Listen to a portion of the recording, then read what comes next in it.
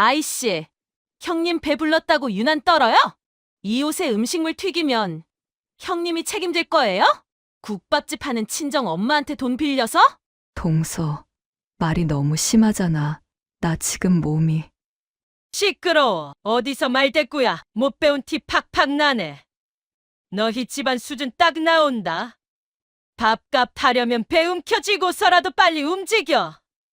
감히 근쪽 같은 내 새끼를 이벌레만도 못한 것들이 저 청소부 옆편네 눈깔 뜨는 것 좀 봐. 강 총지배인 지금 즉시 실행해. 네. 회장님, 지시 내리시죠. 이 호텔 당장 폐쇄시켜. 딱 10분 준다. 너희들 발로 기어 나갈 시간. 만삭인 내 딸 눈에서 피눈물 흘리게 한 죄. 너희 집안 기둥뿌리 싹 다 뽑아서 갚게 해주마. 청소부로 알고 무시했던 사돈이 호텔 회장님이었을 때 벌어지는 참교육. 지금 바로 시작합니다. 본격적인 이야기에 앞서 지금 바로 구독과 좋아요를 누르시면 앞으로도 계속해서 실제 있었던 충격적인 사연들을 무료로 보실 수 있고 잠시 놓쳤던 사연들도 무료 다시 보기 가능하십니다. 구독과 좋아요는 완전 무료이니 지금 바로 클릭해주세요. 어디서 듣고 계신지 댓글 남겨주시면 그곳에 건강과 행운이 가득하기를 바라겠습니다. 그럼 지금부터 제 이야기를 시작하겠습니다. 오늘은 시어머니 한복내의 칠순 잔치가 열리는 날이었습니다. 장소는 대전 유성구에서 가장 화려하기로 소문난 로얄 팰리스 호텔의 크리스탈 연회장이었죠. 천장에 매달린 수십 개의 크리스탈 샹들리에가 눈부시게 빛나고 붉은 벨벳 카펫이 바닥 전체를 감싸고 있었습니다. 연회장 입구부터 화려한 꽃 장식들이 곳곳에 놓여 있었고 귀한 손님들을 맞이하는 듯 달콤한 향기가 공기를 타고 흘렀습니다. 하객들은 저마다 최고급 한복과 드레스를 차려입고 입장했습니다. 여자분들의 목에는 반짝이는 진주 목걸이가, 남자분들의 손목에는 은은하게 빛나는 시계가 걸려 있었죠. 모두가 밝은 웃음을 띠고 덕담을 주고받으며 자리를 찾아 앉았습니다. 연회장 안은 웃음소리와 담소로 가득했고 어디선가 은은한 클래식 음악이 흘러나왔습니다. 하지만 이 화려한 잔치 한복판에서 단 한 사람만은 웃을 수가 없었습니다. 바로 장남의 아내 이정은이었습니다.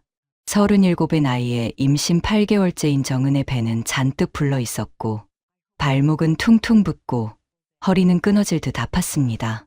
그런데도 정은은 연회장 이곳저곳을 쉴 새 없이 오가고 있었습니다. 정은의 이마에는 땀이 송골송골 맺혀 있었습니다.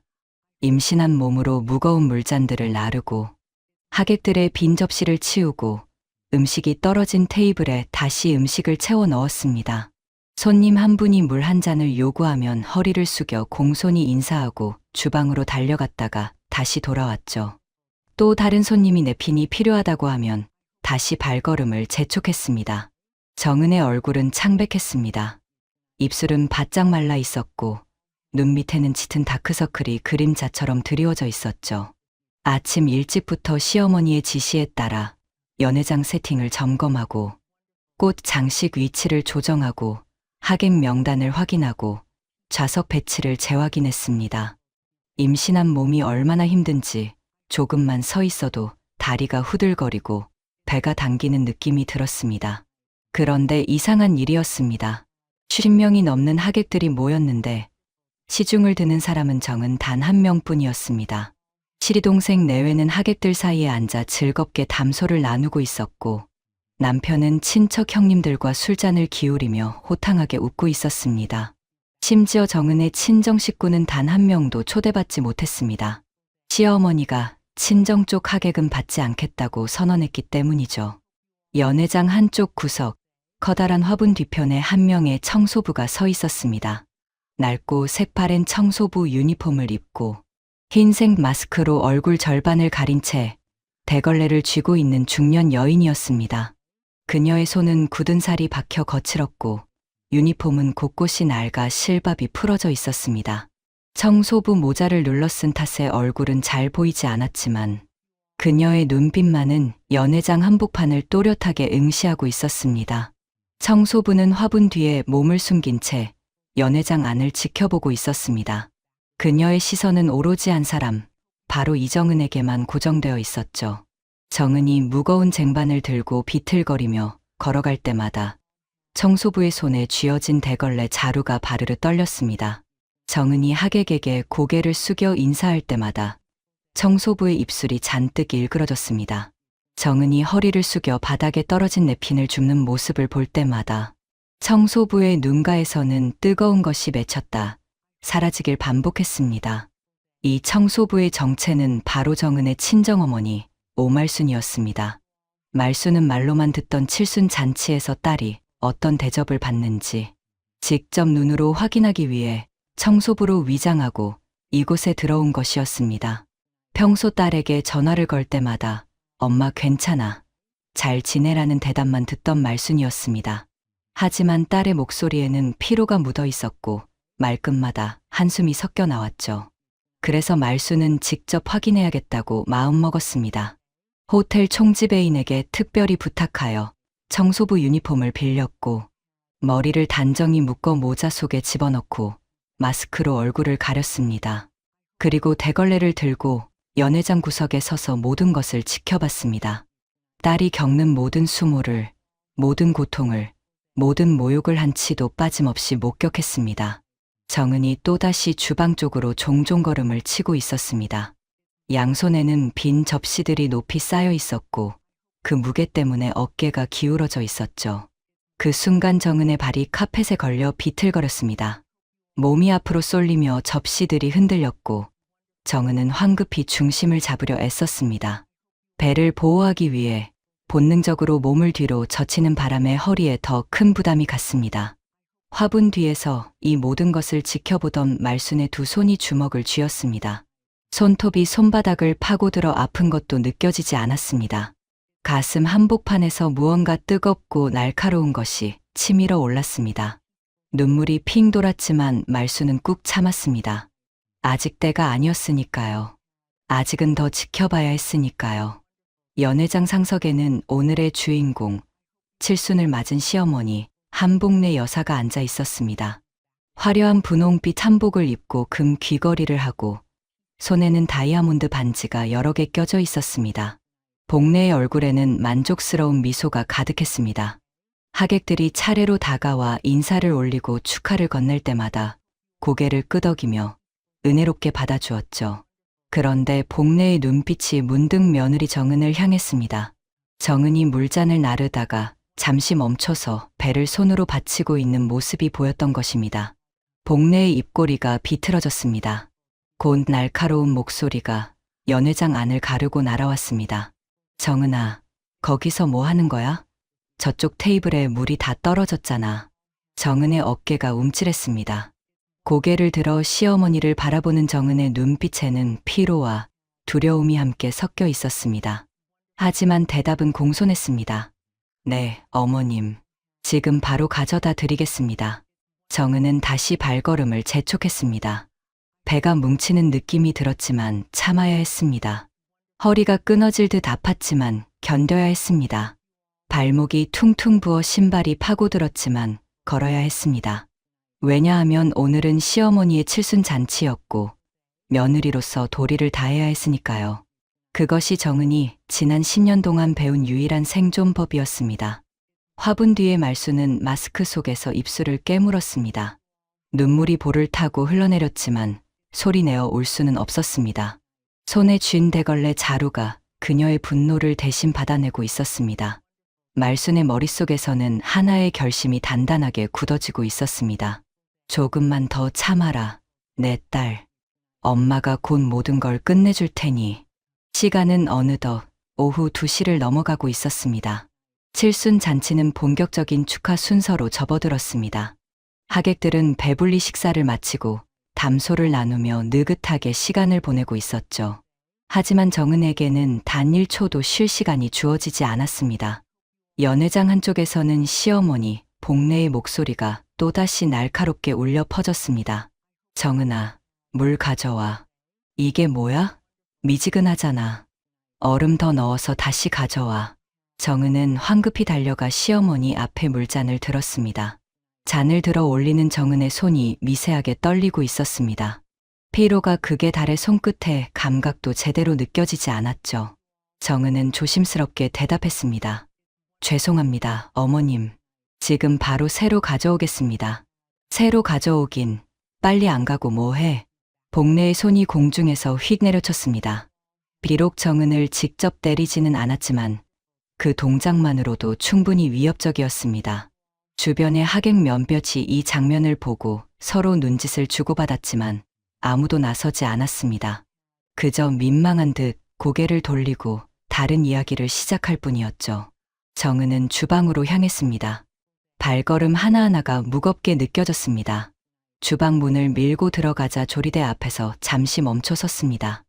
양손으로 배를 감싸 쥐고 깊은 숨을 들이쉬었습니다. 뱃속 아기가 발로 차는 느낌이 전해졌습니다. 아기도 엄마의 고통을 느끼는 걸까요? 정은의 눈가가 뜨거워졌지만 눈물을 흘릴 시간조차 없었습니다. 얼음을 가득 채운 새 물잔을 들고 다시 연회장으로 돌아왔습니다. 시어머니 앞에 공손히 물잔을 내려놓으며 허리를 숙여 인사했습니다. 어머님, 새로 가져왔습니다. 복래는 물잔을 들어 한 모금 마셨습니다. 그리고는 인상을 찌푸리며 말했습니다. 이번엔 너무 차갑잖아. 이 시려. 아이고, 며느리 하나 제대로 못 가르쳐서 원. 정은의 어깨가 잔뜩 움츠러들었습니다. 얼굴이 화끈거렸습니다. 주변의 시선들이 따갑게 느껴졌죠.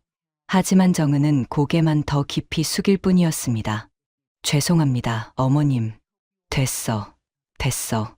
그냥 저리 가 있어. 보기 싫으니까. 정은은 뒷걸음질을 치며 물러났습니다. 연회장 구석으로 가서 벽에 기대어 섰습니다. 허리가 너무 아파서 더 이상 서 있을 자신이 없었습니다. 하지만 앉을 수도 없었습니다. 시어머니가 언제 또 부를지 몰랐으니까요. 그 순간 정은의 시선이 남편 쪽으로 향했습니다. 남편 최영호는 친척 형님들과 술상을 마주하고 있었습니다. 얼굴이 벌겋게 상기되어 있었고 큰 소리로 웃으며 술잔을 비우고 있었죠. 정은이 이렇게 고생하는 것을 알면서도 남편은 단 한 번도 아내를 돌아보지 않았습니다. 정은의 가슴이 먹먹해졌습니다. 결혼 10년. 그동안 남편에게 수없이 말했습니다. 어머님이 너무 힘들게 하신다고, 제발 한 번만 편을 들어달라고, 제발 한 번만 감싸주면 안 되겠냐고. 하지만 영호의 대답은 언제나 똑같았습니다. 엄마 성격 내가 모르는 것도 아니잖아. 조금만 참아. 나이 드시면 나아질 거야. 우리 엄마한테 잘하면 나중에 다 좋은 거야. 조금만 참아. 임신한 거 나만 하는 거 아니잖아. 다들 일하면서 애 낳아. 유난 떨지 마. 남편의 그 말들이 정은의 가슴에 모처럼 박혀 있었습니다. 유난을 떠는 건가? 정말 내가 부족한 건가? 수백 번 자신을 돌아봤습니다.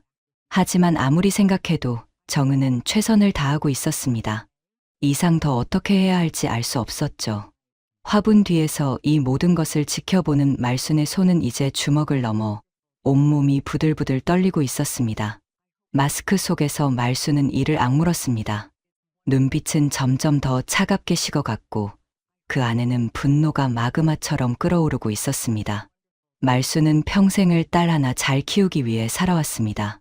남편을 일찍 여의고 혼자서 국밥집을 운영하며 새벽부터 밤늦게까지 일했습니다. 손님들이 남긴 국물 한 방울까지 아껴가며 딸의 학비를 마련했죠. 딸이 좋은 대학에 가고 좋은 직장에 취직하고 좋은 사람 만나 결혼하는 것이 말순의 유일한 꿈이었습니다. 그래서 딸이 최영호를 데려와 소개했을 때 말순은 기뻤습니다. 영호는 성실해 보였고 예의도 바르고 안정된 직장도 있었으니까요. 물론 시댁 식구들이 다소 까다롭다는 건 알았지만 말순은 딸이 현명하게 잘 극복할 거라 믿었습니다. 하지만 결혼 후 딸의 얼굴에서는 점점 웃음이 사라졌습니다. 전화 통화를 해도 목소리에 힘이 없었고 명절에 잠깐 만나도 얼굴은 초췌했습니다. 그러다 임신 소식을 들었을 때 말순은 기쁨보다 걱정이 앞섰습니다. 임신한 몸으로 시댁살이를 견딜 수 있을까? 괜찮겠다는 딸의 말을 믿고 싶었지만 마음 한구석이 불안했습니다. 그리고 오늘 말순은 자신의 불안이 현실이었음을 확인했습니다. 아니, 불안보다 훨씬 더 끔찍한 현실이었습니다. 만삭의 딸이 하녀처럼, 아니 하녀보다 못한 대접을 받고 있었습니다. 화려한 잔치상 한가운데서 홀로 고통받고 있었습니다. 그리고 그 누구도, 심지어 남편조차 딸을 지켜주지 않고 있었습니다. 말순의 눈에서 눈물이 뚝뚝 떨어졌습니다. 마스크가 눈물로 축축하게 젖어들었습니다. 하지만 소리는 내지 않았습니다.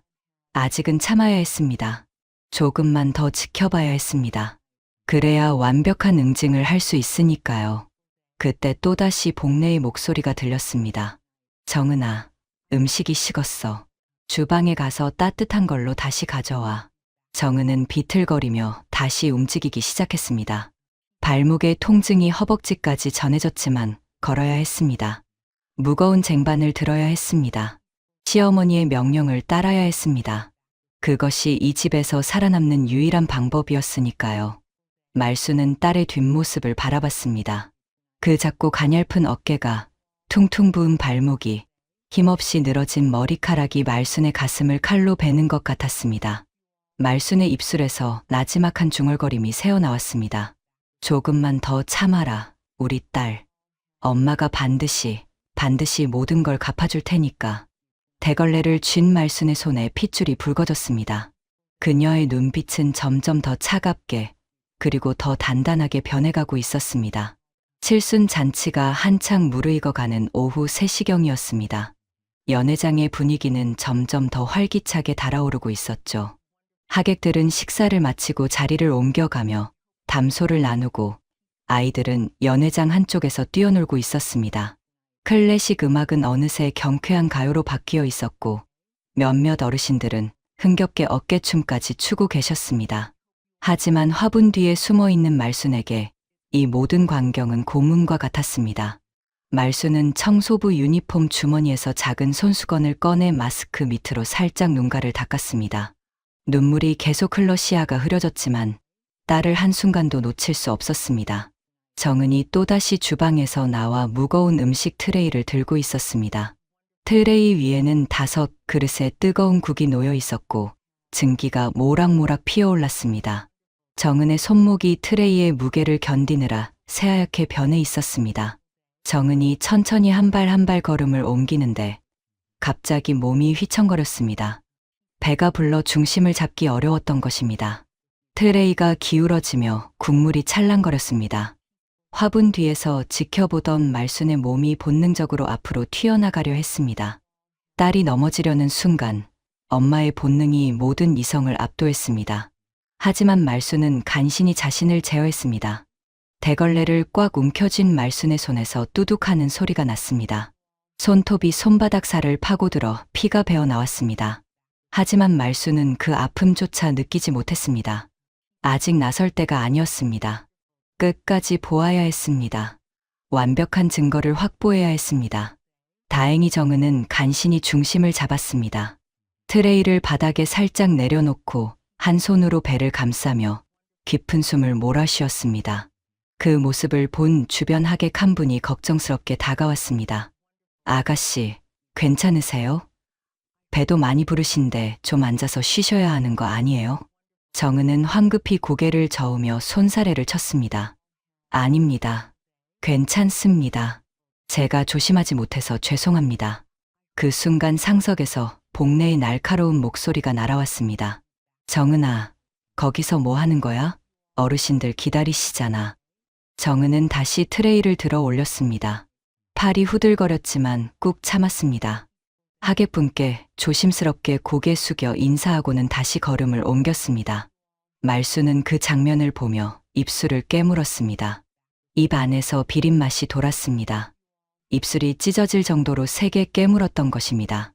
말순의 머릿속에는 지난 10년간의 기억들이 주마등처럼 스쳐 지나갔습니다.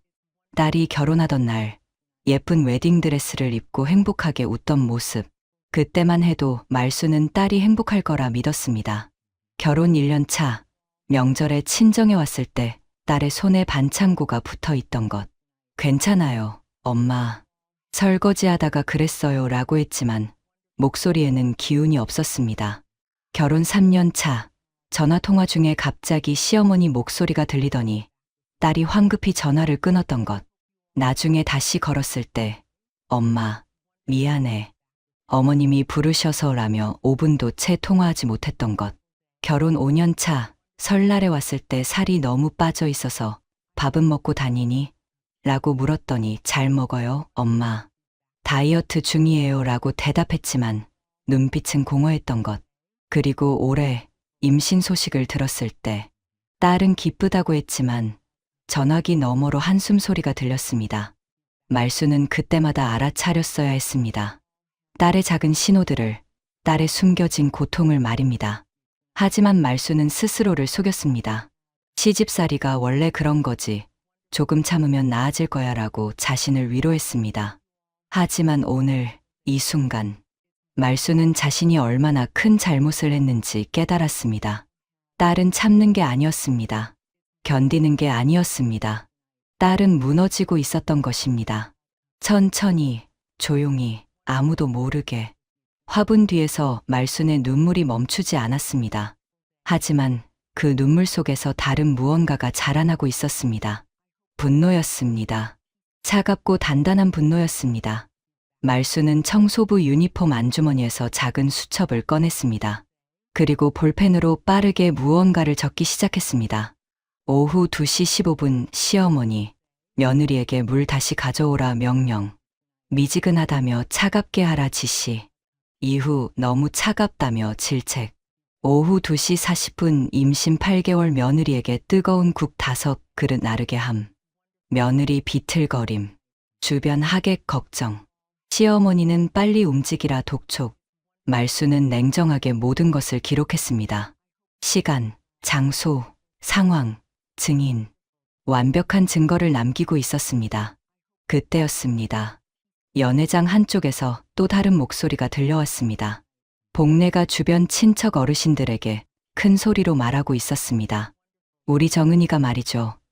친정이 워낙 어려운 집안이라 제대로 배운 게 없어요. 국밥집 하는 집안 딸이잖아요. 그래도 제가 10년 동안 정성껏 가르쳤죠. 이제 좀 쓸만해졌어요. 주변 사람들이 웃으며 맞장구를 쳤습니다. 아이고, 며느리 복이 많으시네요. 그렇게 잘 가르치셨어요. 역시 한복내 여사님이시라. 며느리 교육을 잘하셨어. 말순의 손에 쥐어진 볼펜이 부러질 듯 튀었습니다. 국밥집이 어때서?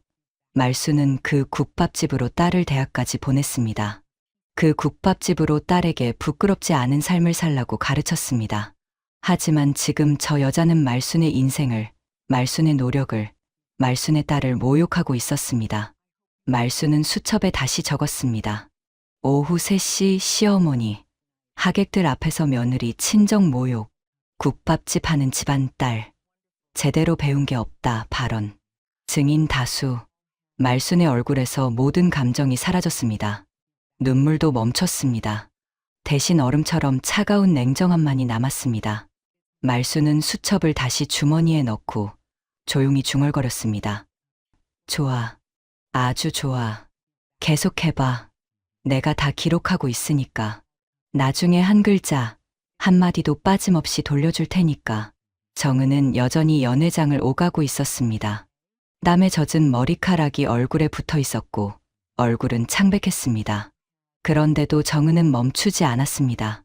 멈출 수 없었습니다. 왜냐하면 정은은 알고 있었으니까요. 여기서 쓰러지면, 여기서 포기하면 모든 것이 끝난다는 것을. 딸이 태어나면 이 집안에서 살아남아야 한다는 것을. 그래서 정은은 걸었습니다. 비틀거리면서도, 아프면서도, 눈물을 삼키면서도. 하지만 정은은 몰랐습니다. 저 화분 뒤에서 자신의 어머니가 모든 것을 지켜보고 있다는 것을. 그리고 곧, 아주 곧 모든 것이 뒤집힐 것이라는 것을. 말수는 대걸레를 다시 꽉 쥐었습니다. 그리고 마음속으로 다짐했습니다. 조금만 더 참자. 결정적인 순간이 올 것이다. 그때 내가 움직이면 된다. 그리고 그 결정적인 순간은 생각보다 빨리 찾아왔습니다. 그때였습니다. 연회장의 커다란 문이 천천히 열리며 한 여자가 등장했습니다. 그녀가 문을 열고 들어서는 순간 주변의 시선이 일제히 그쪽으로 쏠렸습니다. 눈부시게 화려한 루비 레드빛 드레스를 입은 여자였습니다. 드레스는 최고급 실크 소재로 만들어진 것이 한눈에 보였습니다. 루비처럼 붉게 빛나는 색상이 조명을 받아 영롱하게 빛났고 가슴과 허리 부분에는 섬세한 비즈 장식이 촘촘하게 수놓아져 있었습니다. 드레스의 치맛자락은 바닥까지 길게 늘어져 우아하게 펼쳐졌고 그녀가 걸을 때마다 부드럽게 일렁였죠. 목에는 루비 목걸이가 걸려 있었고 귀에는 다이아몬드 귀걸이가 반짝였습니다. 머리는 전문 미용실에서 완벽하게 세팅한 듯 한 올의 흐트러짐도 없이 우아하게 올려져 있었습니다. 이 여자는 바로 시동생 최성우의 아내 윤서연이었습니다. 서연은 33세 나이로 부유한 가정에서 자라 평생 귀하게 자란 티가 역력했습니다. 그녀의 걸음걸이는 마치 패션쇼 런웨이를 걷는 모델처럼 당당했고 턱은 살짝 치켜들어져 있었습니다. 얼굴에는 자신감과 우월감이 뚜렷하게 드러나 있었죠. 서연이 연회장 안으로 들어서자 하객들 사이에서 감탄의 목소리가 흘러나왔습니다. 어머, 저 드레스 좀 봐. 얼마짜리야? 글쎄, 최소 2천만 원은 할걸. 백화점 VIP 라인에서나 살 수 있는 거래. 역시 둘째 며느리는 품격이 다르네. 서연은 그런 시선들을 즐기듯 천천히 걸어갔습니다. 한 손에는 명품 브랜드 핸드백을 들고 다른 한 손으로는 우아하게 머리카락을 쓸어 올렸습니다. 그녀의 눈길이 연회장을 훑어보다가 멀리 구석에서 초췌한 모습으로 서 있는 정은을 발견했습니다. 서연의 입꼬리가 비틀어졌습니다. 경멸이 가득한 미소였죠. 서연은 바로 시어머니 복례에게로 다가가 공손히 인사를 올렸습니다. 어머님, 칠순을 진심으로 축하드립니다. 건강하시고 복 많이 받으세요. 오, 서연아, 왔구나. 어머, 이 드레스 좀 봐. 정말 아름답구나. 복례의 얼굴에 환한 웃음이 번졌습니다. 서연의 손을 꽉 잡으며 자랑스러운 듯 주변 사람들을 돌아봤습니다. 우리 성우 며느리는 이렇게 품위가 있어요. 집안도 좋고 예절도 바르고 참 잘 뽑았죠. 서연은 겸손한 척 고개를 숙였지만 입가의 미소는 감추지 못했습니다. 시어머니로부터 칭찬을 받는 것이 그녀에게는 더 없는 만족감이었습니다. 그리고 그 만족감은 정은을 깎아내림으로써 더욱 커졌죠. 서연은 고개를 돌려 멀리 서 있는 정은을 쳐다봤습니다. 정은은 여전히 평범한 면 원피스를 입고 있었습니다. 임신한 배를 가리기 위해 헐렁한 디자인의 옷이었지만 세련되거나 화려하지는 않았습니다. 머리는 단정하게 묶여 있었지만 앞머리는 땀에 젖어 이마에 붙어 있었고 화장기 없는 얼굴은 창백했습니다. 발에는 평범한 슬리퍼를 신고 있었는데 발목이 퉁퉁 부어 슬리퍼가 파고들어 있는 것이 보였습니다. 서연은 입술을 삐죽 내밀며 정은에게로 걸어갔습니다. 하이힐 굽이 바닥을 딱딱 치는 소리를 내며 다가갔습니다. 정은은 서연이 다가오는 것을 보고 황급히 허리를 숙여 인사했습니다. 동서, 어서 오세요. 서연은 정은을 위아래로 훑어봤습니다. 그 시선은 차갑고 날카로웠습니다. 마치 벌레를 보듯, 아니 벌레보다 못한 무언가를 보듯 했습니다. 그리고는 입을 열었습니다. 형님, 오늘 옷이 그게 뭐예요? 정은의 얼굴이 붉어졌습니다. 당황한 듯 옷을 내려다봤습니다. 이게 배가 불러서 입을 옷이 별로 없어서요. 그래도 어머님 칠순 잔치인데 조금은 신경 쓰셔야죠. 이렇게 아무렇게나 입고 나오시면 우리 집안 체면이 어떻게 돼요? 하객들이 뭐라고 생각하겠어요? 서연의 목소리는 낮았지만 그 안에는 독침이 숨어 있었습니다. 주변의 하객 몇몇이 이쪽을 힐끗 쳐다보며 수군거렸습니다. 정은은 고개를 더 깊이 숙였습니다. 죄송합니다. 제가 생각이 짧았네요. 생각이 짧은 정도가 아니죠. 형님은 맨날 그래요. 매번 실수하고 매번 죄송하다고만 하고 진짜 답답해서 못 봐주겠어요. 서연은 팔짱을 끼고 고개를 가로저었습니다. 마치 형편없는 학생을 꾸짖는 교사처럼 말이죠. 정은은 아무 말도 하지 못했다. 변명을 해봤자 소용없다는 것을 알고 있었으니까요. 그때 서연의 시선이 정은의 발끝으로 내려갔습니다. 부은 발목과 낡은 슬리퍼를 보자 코웃음을 쳤습니다. 신발도 저게 뭐예요? 칠순 잔치에 슬리퍼를 신고 오다니. 진짜 꼴불견이네. 어머님이 보시면 얼마나 화나시겠어요? 정은의 입술이 파르르 떨렸습니다. 사실 정은도 제대로 된 구두를 신고 싶었지만 발이 너무 많이 부어서 구두를 신을 수가 없었습니다. 억지로 신으면 살이 터질 것 같았죠. 그래서 어쩔 수 없이 슬리퍼를 신었는데 그것마저 비난받아야 했습니다. 화분 뒤에서 이 장면을 지켜보는 말순의 눈빛이 험악하게 변했습니다. 주먹을 쥔 손이 부들부들 떨렸습니다. 저 건방진 계집애가 감히 내 딸을 무시하다니. 말순의 이마에 핏대가 섰고 숨소리가 거칠어졌습니다. 하지만 여전히 참았습니다. 수첩을 꺼내 냉정하게 기록했습니다. 오후 3시 20분 시동생 아내 윤서연, 며느리 옷차림 모욕, 슬리퍼 착용 비난, 루비 레드 드레스 착용, 추정 가격 2천만 원 이상. 서연은 아직 끝나지 않았습니다. 그녀는 정은의 옆을 지나가려다가 일부러 어깨를 툭 쳤습니다. 정은의 몸이 휘청거렸고 본능적으로 배를 감싸 쥐었습니다. 서연은 뒤도 돌아보지 않고 말했습니다. 앞으로는 제대로 좀 하세요, 형님. 우리 집안 망신 다 시키네, 진짜. 서연은 하이힐 소리를 딱딱 울리며 시어머니가 있는 상석 쪽으로 걸어갔습니다. 그 뒷모습은 교만함 그 자체였습니다. 정은은 그 자리에 멍하니 서 있었습니다. 가슴이 답답했고 눈물이 핑 돌았지만 울 수 없었습니다. 여기서 울면 또 구박을 들을 테니까요. 말수는 마스크 속에서 이를 갈았습니다. 저 루비빛 드레스를 입은 계집애의 얼굴을, 그 오만한 표정을, 그 경멸의 눈빛을 정확하게 기억했습니다. 곧 대가를 치르게 해주겠다. 말수는 마음속으로 다짐했습니다. 서연은 시어머니 곁에 앉아 다른 하객들과 웃으며 대화를 나눴습니다. 그 웃음소리가 연회장 안에 경쾌하게 울려 퍼졌습니다. 마치 세상 모든 것을 가진 사람처럼 그 누구도 자신을 건드릴 수 없다는 듯 말이죠. 하지만 그녀는 몰랐습니다. 화분 뒤에서 자신을 지켜보는 눈빛이 얼마나 차갑고 단단한지를. 그 눈빛의 주인이 곧 모든 것을 뒤집어 엎을 것이라는 사실을 말입니다. 정은은 연회장 구석으로 돌아가 벽에 기대어 섰습니다. 손으로 배를 쓰다듬으며 뱃속 아기에게 나지막이 속삭였습니다. 미안해, 우리 아가. 엄마가 부족해서. 조금만 참아. 너 태어나면 엄마가 더 잘할게. 더 강해질게. 하지만 정은은 몰랐습니다. 자신이 강해질 필요가 없다는 것을. 이미 세상에서 가장 강한 사람이 자신을 지키기 위해 여기 와 있다는 것을. 그리고 그 사람이 곧, 아주 곧 움직일 것이라는 것을 말입니다. 4시가 되자 케이크 커팅 행사가 시작되었습니다. 연회장 중앙에는 3단으로 된 화려한 케이크가 준비되어 있었고 그 위에는 70개의 초가 빼곡하게 꽂혀 있었습니다. 하객들이 케이크 주변으로 모여들었고 사진 기자가 최고의 순간을 포착하기 위해 카메라를 들었습니다. 시어머니 복내는 상석에서 일어나 케이크 앞으로 걸어갔습니다. 얼굴에는 만족스러운 미소가 가득했습니다. 둘째 아들 성우와 며느리 서연이 양옆에서 복내를 부축했습니다. 복내는 두 사람의 손을 잡고 행복한 표정을 지었습니다. 그런데 이상하게도 장남 며느리인 정은은 그 자리에 없었습니다.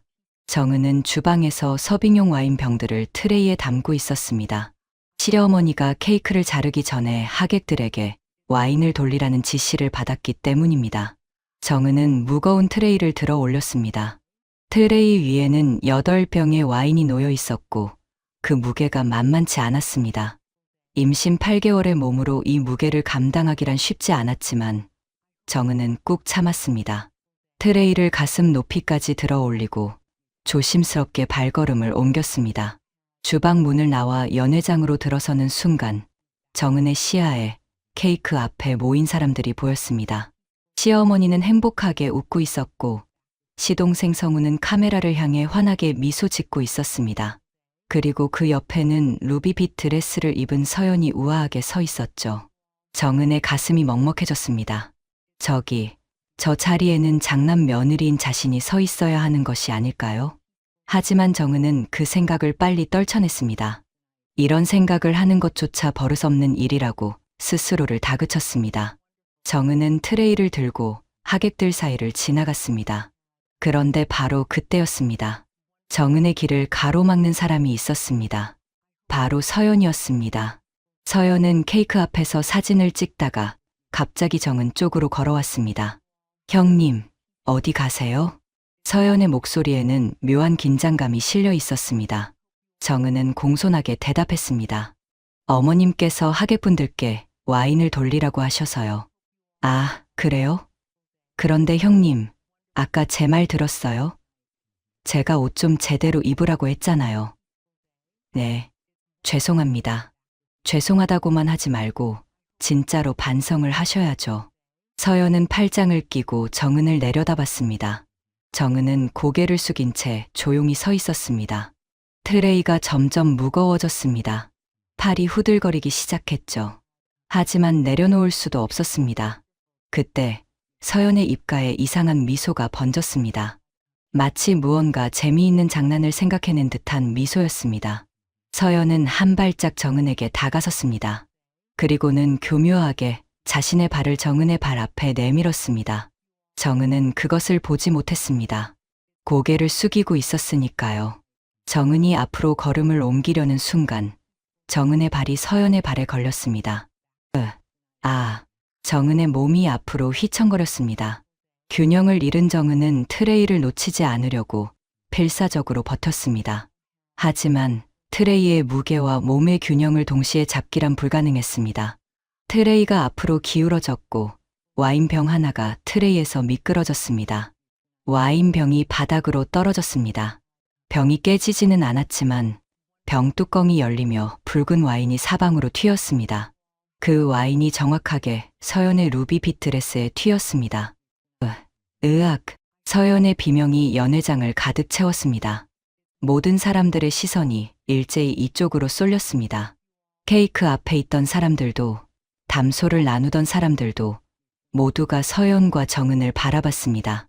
서연의 드레스에는 붉은 와인 얼룩이 여러 군데 튀어 있었습니다. 루비 레드 위에 더 짙은 저 포도주 얼룩이 번진 모습은 너무나 선명했습니다. 서연은 자신의 드레스를 내려다보며 경악한 표정을 지었습니다. 이게 무슨 짓이에요? 정은은 바닥에 주저앉아 있었습니다. 넘어지면서 엉덩이를 세게 찧었고 배를 본능적으로 감싸 쥐고 있었습니다.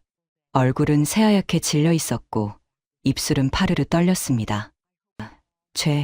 죄송합니다. 제가 실수라고요?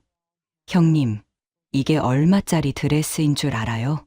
서연은 정은에게로 다가가 손가락으로 가리키며 소리쳤습니다. 목소리는 날카롭게 찢어졌고 얼굴은 분노로 일그러져 있었습니다. 이거 2천만 원짜리예요. 2천만 원.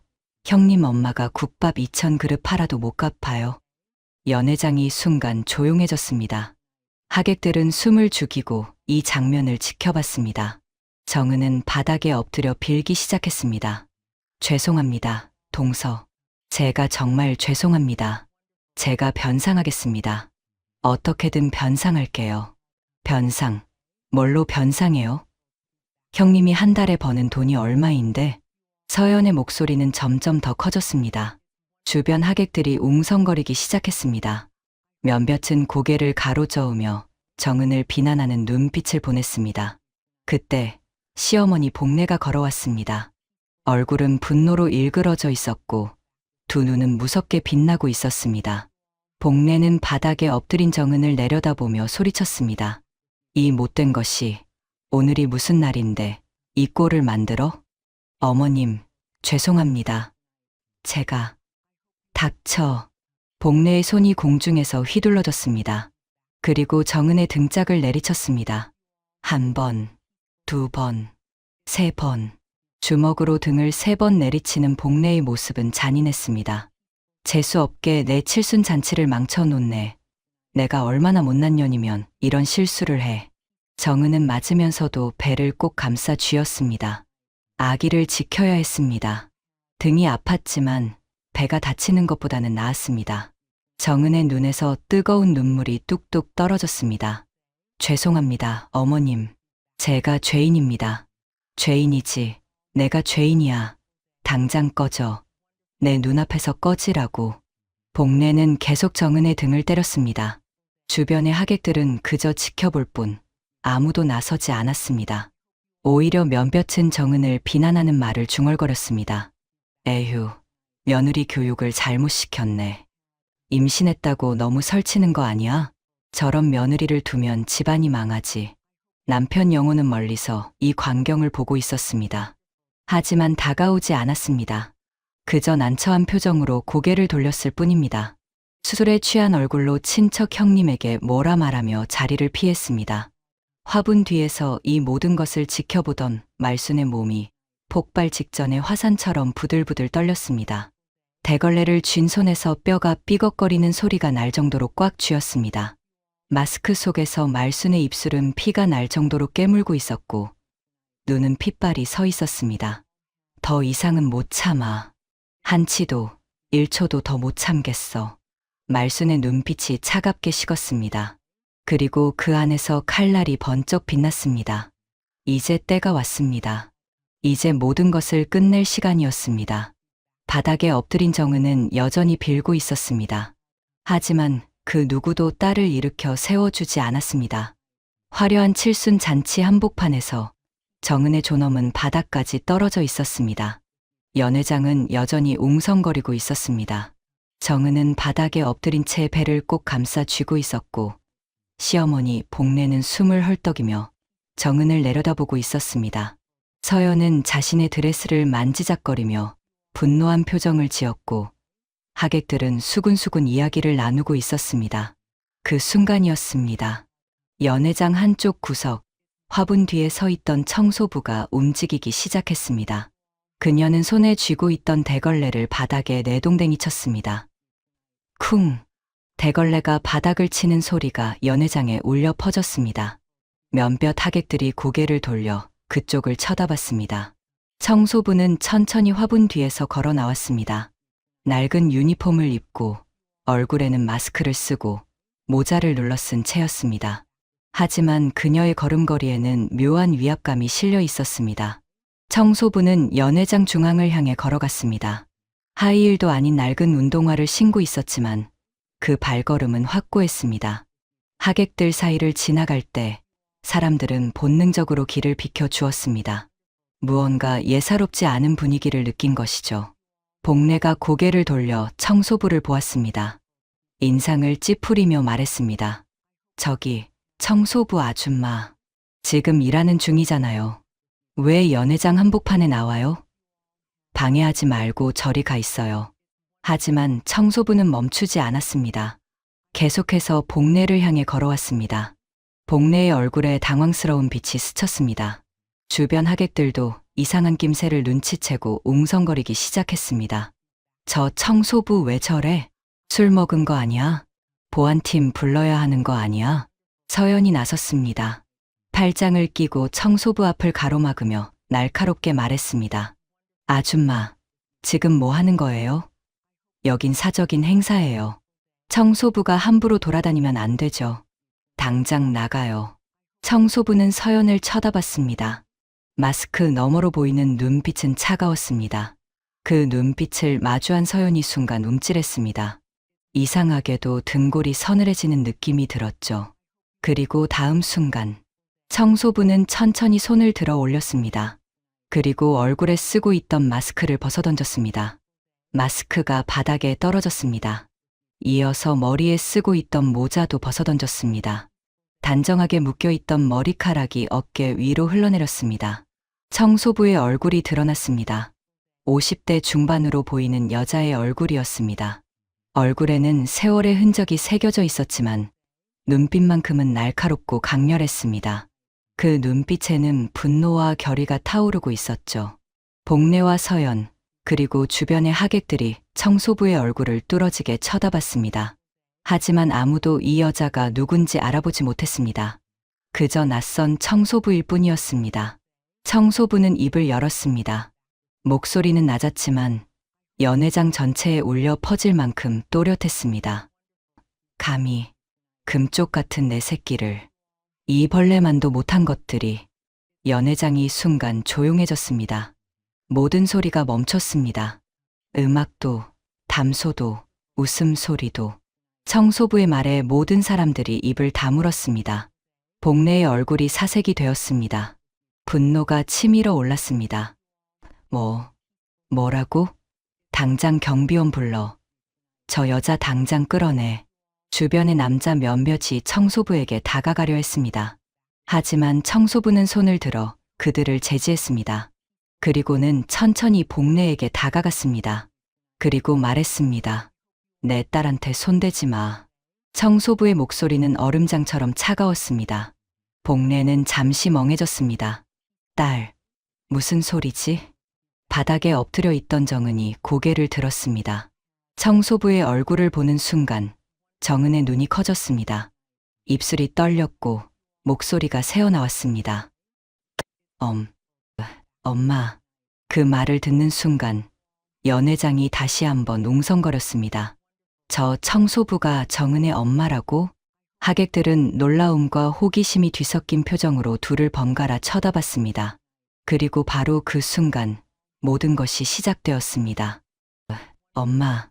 정은의 떨리는 목소리가 연 회장에 울려 퍼졌습니다. 그 말을 듣는 순간 연 회장이 다시 한번 웅성거렸습니다.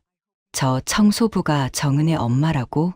복래는 청소부를, 아니 이제는 정은의 친정어머니로 밝혀진 이 여자를 쏘아봤습니다. 경멸과 분노가 뒤섞인 표정이었습니다. 아, 그래요. 당신이 그 국밥집 아줌마구만.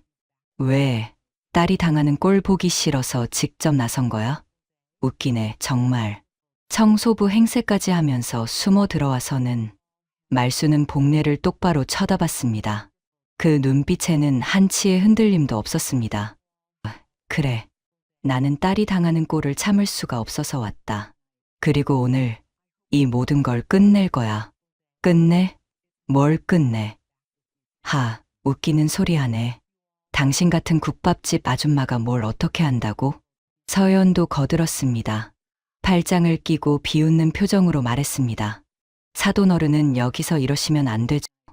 형님이 실수한 건 맞잖아요. 제 드레스를 망쳐놓고 어머님 잔치를 엉망으로 만들었는데 그걸 감싸려고 청소부 행세까지 하면서 숨어드시다니 참 가관이네요. 말수는 천천히 서연에게 고개를 돌렸습니다. 그 눈빛을 마주한 서연이 순간 숨이 막혔습니다. 이상하게도 온몸에 소름이 돋았습니다. 말순의 입가에 차가운 미소가 번졌습니다. 그리고는 말했습니다. 내 드레스가 2천만 원짜리라고 했지. 좋아. 내가 그 10배를 보상해 줄게. 아니, 100배를 보상해 줄 수도 있어. 하지만 그 전에 너희들이 내 딸한테 한 짓에 대한 대가를 먼저 치러야겠다. 복래가 비웃었습니다. 10배, 100배. 정신 나간 소리 하네.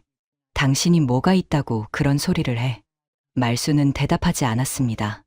대신 주머니에서 휴대폰을 꺼냈습니다. 그리고 번호 하나를 눌렀습니다. 전화가 연결되는 소리가 들렸고 말수는 조용히 말했습니다. 나야. 크리스탈 연회장으로 지금 당장.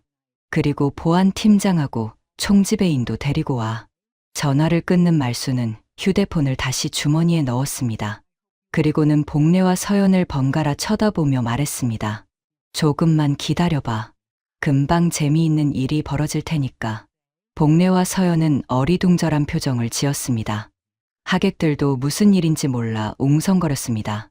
하지만 말순의 얼굴에는 확신에 찬 미소가 떠 있었습니다. 바닥에 엎드려 있던 정은은 엄마를 올려다봤습니다. 엄마의 모습이 낯설었습니다.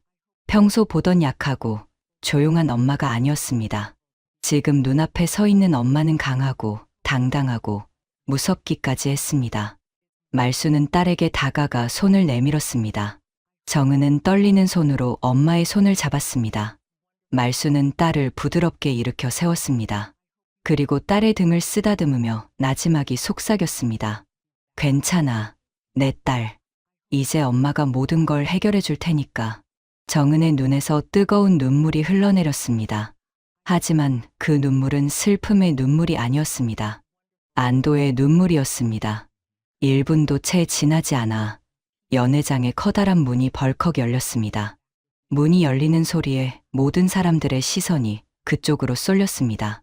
그리고 그 문을 통해 여러 명의 사람들이 급하게 들어왔습니다. 맨 앞에는 검은색 정장을 완벽하게 차려입은 중년의 남자가 걸어왔습니다. 그의 가슴팍에는 총지배인이라고 쓰인 명찰이 달려 있었습니다. 그 뒤로는 보안팀장, 운영본부장, 고객 서비스 팀장이라고 쓰인 명찰을 단 직원들이 줄지어 따라왔습니다. 그들은 모두 긴장한 표정으로 연회장 안을 훑었습니다. 총지배인은 연회장 안을 빠르게 살폈습니다. 그의 시선이 청소부 유니폼을 입은 말순을 발견하는 순간 그의 얼굴이 새하얗게 질렸습니다. 총지배인은 황급히 말순에게 달려왔습니다. 그리고 말순 앞 2m 정도 떨어진 곳에서 멈춰 섰습니다. 그 순간 총지배인은 허리를 90도로 깊이 숙였습니다. 마치 최고 귀빈을 대하듯 아니 그 이상의 예를 갖추는 모습이었습니다. 그의 뒤를 따르던 모든 직원들도 일제히 허리를 숙였습니다. 회장님, 오셨습니까? 총지배인의 목소리는 공손함 그 자체였습니다. 연회장 안의 모든 사람들이 그 말을 듣고 얼어붙었습니다. 회장님, 저 청소부가 회장이라고? 복내의 입이 떡 벌어졌습니다. 서연은 눈을 크게 뜨고 말순을 쳐다봤습니다. 하객들은 서로를 쳐다보며 웅성거렸습니다. 모든 것이 이해되지 않았습니다. 말순은 조용히 말했습니다. 이 호텔의 오너가 누구지? 총지배인은 여전히 허리를 숙인 채 대답했습니다. 저희 로얄 팰리스 호텔의 오너는 회장님이십니다. 그럼 이 건물의 주인은? 회장님이십니다. 이 연회장의 주인은? 회장님이십니다. 말순의 목소리는 차분했지만 그 안에는 절대적인 권위가 깔려 있었습니다. 총지배인은 여전히 고개를 들지 못했습니다. 그의 이마에는 땀이 송골송골 맺혀 있었습니다. 연회장은 죽음처럼 조용했습니다. 하객들은 숨소리조차 내지 못하고 이 광경을 지켜봤습니다. 복내는 입술이 파르르 떨렸고 서연은 얼굴이 창백해졌습니다. 말순은 천천히 복내를 향해 걸어갔습니다. 낡은 청소부 유니폼을 입고 있었지만 그 걸음걸이에는 누구도 넘볼 수 없는 위험이 실려 있었습니다. 복내는 뒷걸음질을 치며 물러났습니다. 본능적으로 두려움을 느낀 것이죠. 말순은 복내 앞에 섰습니다. 그리고 차갑게 말했습니다. 당신이 내 딸을 종처럼 부렸지? 복내는 말을 더듬었습니다. 그게 당신이 내 딸의 등을 때렸지? 그건 당신이 내 만삭인 딸을 하녀처럼 부리며 이 호텔 연회장을 돌아다니게 했지. 복내는 대답하지 못했습니다. 그저 입만 벙긋거릴 뿐이었습니다. 얼굴은 점점 더 하얗게 질려갔고 온몸이 부들부들 떨렸습니다. 말순은 이번에는 서연을 향해 고개를 돌렸습니다. 서연은 말순의 눈빛을 마주하는 순간 뒷걸음질을 쳤습니다. 루비빛 드레스는 여전히 와인 얼룩으로 얼룩져 있었고 그 화려했던 자신감은 온데간데 없이 사라졌습니다. 내가 내 딸을 무시했지? 죄송합니다. 내가 내 딸 앞에서 국밥집을 운운하며 모욕했지? 죄송합니다. 내가 일부러 발을 걸어 내 딸을 넘어뜨렸지? 서연은 고개를 세차게 저었습니다. 아니에요. 그건 형님이 실수로. 거짓말하지 마. 말순의 목소리가 한 옥타브 낮아졌습니다. 그 목소리에는 분노가 가득 담겨 있었습니다. 서연은 더 이상 변명하지 못했습니다. 무릎이 후들거렸고 눈물이 핑 돌았습니다. 말순은 총지배인을 불렀습니다. 강 총지배인. 네, 회장님. 오늘 이 연회장 사용료가 얼마지? 오늘 크리스탈 연회장 사용료는 500만 원입니다. 회장님. 음식값은 하객 50명, 기준 300만 원입니다. 총 800만 원입니다. 800만 원이군. 좋아. 말순은 복내를 쳐다봤습니다. 오늘 연회장 비용, 당신이 다 냈지? 복내는 고개를 끄덕였습니다. 이제는 목소리조차 제대로 나오지 않았습니다. 그래. 그럼 그 돈 돌려줄게. 그러니까 당장 여기서 나가. 복내는 황급히 손을 저었습니다. 아니에요. 괜찮습니다. 내 호텔에서 내 딸을 학대한 사람들한테 돈을 받을 수는 없어. 강 총지배인, 지금 당장 800만 원 현금으로 준비해서 저 사람들한테 돌려줘. 네, 회장님. 바로 준비하겠습니다. 총지배인은 황급히 휴대폰을 꺼내 재무팀에 지시했습니다. 복내는 패닉 상태에 빠졌습니다. 주변의 하객들은 더 이상 웅성거리지도 못했습니다. 모두가 말순이라는 여자의 권위 앞에 압도당하고 있었습니다. 말순은 다시 말했습니다. 그리고 강 총지배인, 내 변호사한테 전화해. 지금 당장. 네, 회장님. 사돈놈의 건설회사에 투자한 내 돈이 얼마지? 총지배인은 잠시 머뭇거렸습니다. 그러자 말순이 차갑게 쏘아봤습니다. 모르면 내가 말해줄까? 300억이야. 최영호, 그 인간 아버지 건설회사에 내가 투자한 돈이 300억이지. 연 회장이 다시 한번 웅성거렸습니다. 300억? 하객들은 믿을 수 없다는 표정으로 서로를 쳐다봤습니다. 복내는 그 자리에서 주저앉을 것 같았습니다. 말수는 계속 말했습니다. 그 돈, 지금 당장 회수해. 내일 아침까지 전액 회수하라고 변호사한테 지시해. 네, 회장님. 그리고 이 호텔 앞으로 최시성을 가진 사람들은 출입 금지야. 명단 작성해서 보안팀에 전달해. 네, 회장님. 바로 조치하겠습니다. 복내가 울음을 터뜨렸습니다. 제발, 제발요. 그 돈 회수하시면 저희 회사가 망합니다. 제발 한 번만 용서해 주세요. 말수는 차갑게 내려다봤습니다. 당신이 내 딸한테 용서를 구했어? 당신이 내 딸한테 한 번이라도 미안하다고 했어? 죄송합니다. 죄송합니다. 복내는 바닥에 무릎을 꿇고 빌기 시작했습니다. 서연도 따라서 무릎을 꿇었습니다. 하지만 말순의 얼굴에는 한치의 동요도 없었습니다. 말수는 시계를 보았습니다. 딱 10분 준다. 10분 안에 이 호텔에서 내 눈앞에서 당장 꺼져. 총지배인과 보안팀장이 복내와 서연 옆에 섰습니다. 마치 경비를 서듯 두 사람을 감시하기 시작했습니다. 복내와 서연은 패닉 상태로 서로를 쳐다봤습니다. 남편 영호가 뒤늦게 달려왔습니다. 술에 취해 비틀거리던 영호는 상황을 파악하고 경악한 표정을 지었습니다. 영호는 말순 앞에 무릎을 꿇었습니다. 장모님, 제가 잘못했습니다. 제가 정은이를 제대로 보호하지 못했습니다. 제발 저희 집안을 살려주세요. 말순은 영호를 쳐다봤습니다. 그 눈빛은 경멸로 가득했습니다. 당신은 남편 자격이 없어. 아내가 저렇게 고통받는데 술이나 처먹고 있었잖아. 당신은 내 사위가 아니야.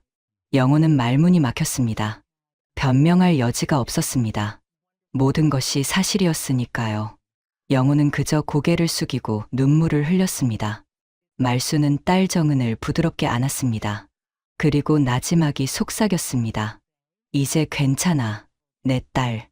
엄마가 모든 걸 끝냈어. 정은은 엄마의 품에 안겨 울음을 터뜨렸습니다. 그동안 참았던 모든 슬픔이 한꺼번에 쏟아져 나왔습니다. 10분이라는 시간이 흘렀습니다. 복내와 서연, 그리고 영호는 보안팀의 호의를 받으며 연회장을 떠나야 했습니다. 화려했던 칠순 잔치는 재앙으로 끝났고 그들의 삶도 무너져 내리기 시작했습니다. 연회장 밖으로 끌려나가는 복내와 서연, 그리고 영호의 뒷모습을 지켜보던 말수는 조용히 한숨을 내쉬었습니다. 총지배인이 조심스럽게 다가왔습니다. 회장님, 정말 투자금 전액을 회수하시겠습니까? 건설회사가 파산할 수 있습니다. 말수는 차갑게 대답했습니다. 당연하지. 내 딸을 저렇게 괴롭힌 대가야. 그들이 직원들 걱정을 했어야지. 내 만삭인 딸을 학대할 때는 그런 생각 안 했잖아. 알겠습니다. 회장님, 변호사팀에 즉시 지시하겠습니다. 그리고 강 총지배인. 네, 회장님. 오늘 일 때문에 연회장 예약하셨던 다른 손님들께 피해 가지 않았나? 걱정 마십시오, 회장님. 오늘은 이 연회장만 예약되어 있었습니다. 다행이네. 하지만 혹시 소문이 나서 호텔 이미지에 타격이 갈까봐 걱정이야. 총지배인은 고개를 저었습니다. 회장님, 오히려 저는 오늘 일이 호텔의 가치를 높였다고 생각합니다. 부당한 일을 당한 손님을 회장님께서 직접 나서서 보호하셨으니까요. 이것이야말로 진정한 호스피탈리티입니다. 말수는 희미하게 미소 지었습니다. 고맙네, 강 총지배인. 오늘 고생 많았어. 직원들에게도 수고했다고 전해줘. 감사합니다, 회장님. 말수는 딸 정은을 바라봤습니다. 정은은 여전히 충격에서 벗어나지 못한 듯 멍한 표정으로 서 있었습니다. 정은아, 우리 집에 가자. 엄마가 미역국 끓여줄게. 정은은 고개를 끄덕였습니다. 목소리가 떨렸습니다. 엄마, 이게 꿈은 아니죠? 말수는 딸의 손을 꼭 잡았습니다. 꿈이 아니야. 이제 진짜 내 인생이 시작되는 거야. 연회장을 나서는 모녀의 뒷모습을 하객들이 지켜봤습니다. 아무도 감히 말을 걸지 못했습니다. 모두가 오늘 일어난 일에 충격을 받았기 때문입니다. 호텔 밖에서는 고급 세단 한 대가 대기하고 있었습니다. 운전기사가 황급히 차 문을 열어주었습니다. 말수는 딸 정은을 차에 태운 뒤 본인도 탑승했습니다. 차가 출발하자 말수는 딸의 손을 꼭 잡았습니다. 정은은 여전히 눈물을 흘리고 있었습니다. 하지만 그 눈물은 더 이상 고통의 눈물이 아니었습니다. 해방의 눈물이었습니다. 말수는 딸의 머리를 쓰다듬으며 나지막이 말했습니다. 이제 괜찮아. 다 끝났어. 엄마가 지켜줄게. 정은은 엄마의 품에 안겨 울었습니다. 그동안 얼마나 많은 눈물을 참았을까요? 그동안 얼마나 외로웠을까요? 하지만 이제는 괜찮았습니다. 엄마가 있었으니까요. 차는 밤거리를 달렸습니다. 대전의 불빛들이 창밖으로 스쳐 지나갔습니다. 말수는 창밖을 바라보며 생각했습니다. 이제 진짜 시작이라고. 딸의 새로운 삶이 시작되는 것이라고. 한편 호텔에서 쫓겨난 복례와 서연, 그리고 영우는 주차장에서 망연자실하게 서 있었습니다. 복례가 영우에게 소리쳤습니다. 이게 다 내 잘못이야. 내가 장모를 제대로 파악했어야지. 어떻게 장모가 호텔 회장인 줄도 모르고. 영우는 고개를 떨구었습니다. 저도 몰랐습니다, 어머니. 장모님이 평생 국밥집만 하시는 줄 알았어요. 서연도 울먹이며 말했습니다. 어머님, 이제 어떻게 해요? 300억을 회수하시면 시아버님 회사가 정말 망하잖아요. 복례는 주저앉으며 울음을 터뜨렸습니다. 다 끝났어. 다 끝났어. 그들은 몰랐습니다. 이것이 끝이 아니라 시작이라는 것을. 진짜 고통은 이제부터라는 것을 말입니다. 며칠 후 말순의 변호사팀은 신속하게 움직였습니다. 최영우 아버지의 건설회사에 투자한 300억 원을 전액 회수했고 회사는 유동성 위기에 빠졌습니다. 거래처들도 하나둘씩 등을 돌렸습니다. 로얄 팰리스 그룹의 계열사들이 모두 거래를 중단했기 때문입니다. 결국 석 달 만에 건설회사는 파산했습니다. 직원 150명은 모두 해고되었고 최영우의 아버지는 빚더미에 앉았습니다. 영우는 정은과 이혼 절차를 밟았습니다. 정은은 아무런 저항도 하지 않았습니다. 오히려 홀가분했습니다. 복례와 서연, 그리고 영우 가족은 강남에 큰 집을 팔아야 했습니다. 빚을 갚기 위해서였습니다. 그리고 그들은 뿔뿔이 흩어졌습니다. 각자 살 길을 찾아 떠났습니다. 말수는 딸 정은을 자신의 집으로 데려왔습니다. 그리고 최고의 산후조리원을 예약했습니다. 한 달 후 정은은 건강한 아들을 낳았습니다. 이름은 준서였습니다. 말수는 손주를 안고 흐뭇하게 미소 지었습니다. 우리 준서, 엄마 많이 닮았네. 이 아이는 행복하게 잘 살 거야. 우리가 지켜줄 테니까. 정은은 어머니와 아들을 바라보며 눈물을 흘렸습니다. 하지만 그 눈물은 행복의 눈물이었습니다. 1년이라는 시간이 흘렀습니다. 봄이 지나고 여름이 왔다가 가을을 거쳐 다시 봄이 돌아왔습니다. 계절은 바뀌었고 사람들의 삶도 바뀌었습니다. 어떤 사람들은 나락으로 떨어졌고 어떤 사람들은 새로운 날개를 펼쳤습니다. 대전 외곽의 한 허름한 쪽방촌. 그곳에 복례와 서연이 살고 있었습니다.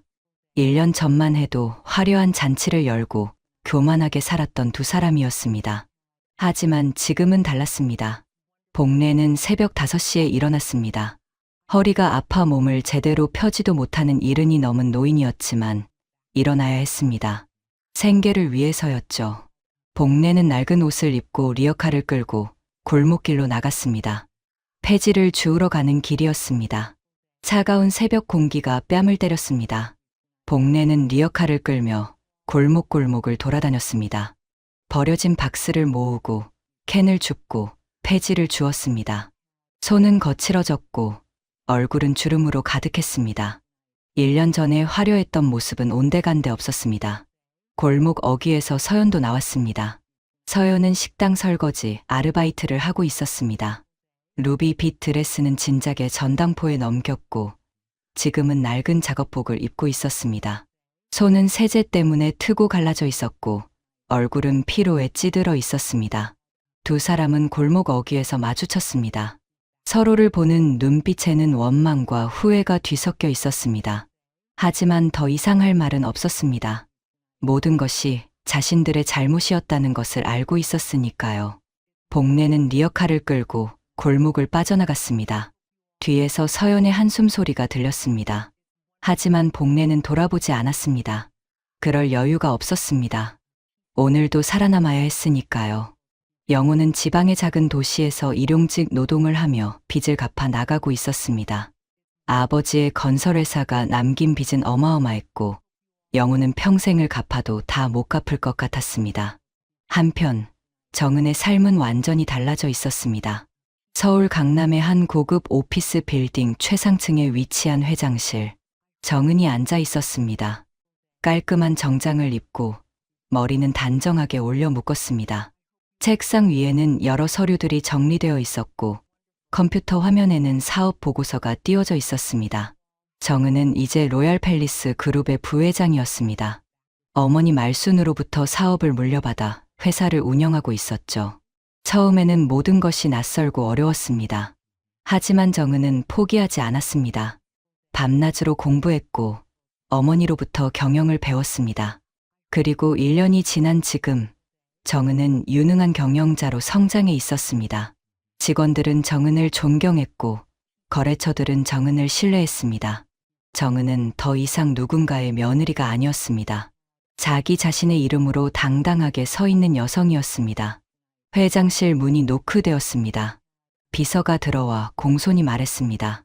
부회장님, 오말순 회장님께서 오셨습니다. 정은은 미소를 지으며 일어났습니다. 문이 열리고 말순이 들어왔습니다. 말순의 모습도 1년 전과는 달랐습니다. 더 이상 청소부 유니폼을 입고 있지 않았습니다. 고급스러운 정장을 입고 품위 있는 모습이었습니다.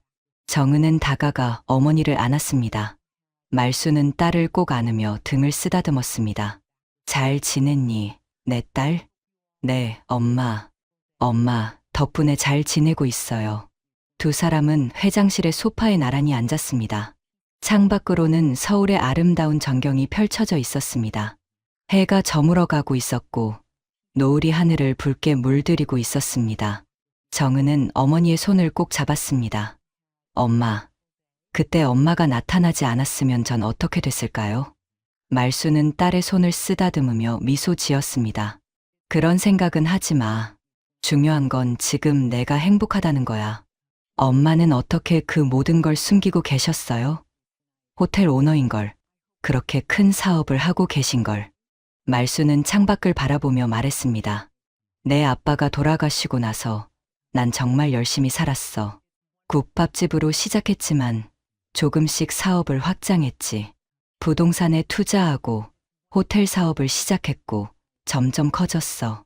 하지만 너한테는 말하지 않았어. 내가 부담 가질까봐. 그리고 내가 시집 가서 어떻게 지내는지 지켜보고 싶었어. 정은의 눈에서 눈물이 흘러내렸습니다. 미안해요, 엄마. 제가 엄마한테 사실대로 말했어야 했는데, 시댁에서 힘들다고 진작 말했어야 했는데. 아니야. 넌 강한 아이였어. 혼자서 견디려고 했던 거잖아. 하지만 이제는 혼자가 아니야. 엄마가 있고 내 아기가 있잖아. 정은은 책상 위에 놓인 액자를 가리켰습니다. 액자 속에는 귀여운 아기의 사진이 있었습니다. 통통하고 건강하게 자란 아기는 환하게 웃고 있었습니다. 우리 준서, 벌써 돌났어요. 엄마 덕분에 건강하게 잘 자라고 있어요. 말수는 손주 사진을 보며 흐뭇하게 미소 지었습니다. 그래. 우리 준서, 엄마 많이 닮았더라. 이 아이는 행복하게 잘 살 거야. 우리가 지켜줄 테니까. 두 사람은 한동안 말없이 노을을 바라봤습니다. 붉은 노을은 점점 짙어지고 있었고 도시의 불빛들이 하나둘 켜지기 시작했습니다. 정은이 나지막이 말했습니다. 엄마, 전 이제 알아요. 진짜 유산이 뭔지. 돈이나 재산이 아니라 사랑하는 사람을 지키는 힘. 그리고 어떤 상황에서도 무너지지 않는 용기. 엄마가 제게 물려주신 건 그거였어요. 말수는 딸의 어깨를 안았습니다.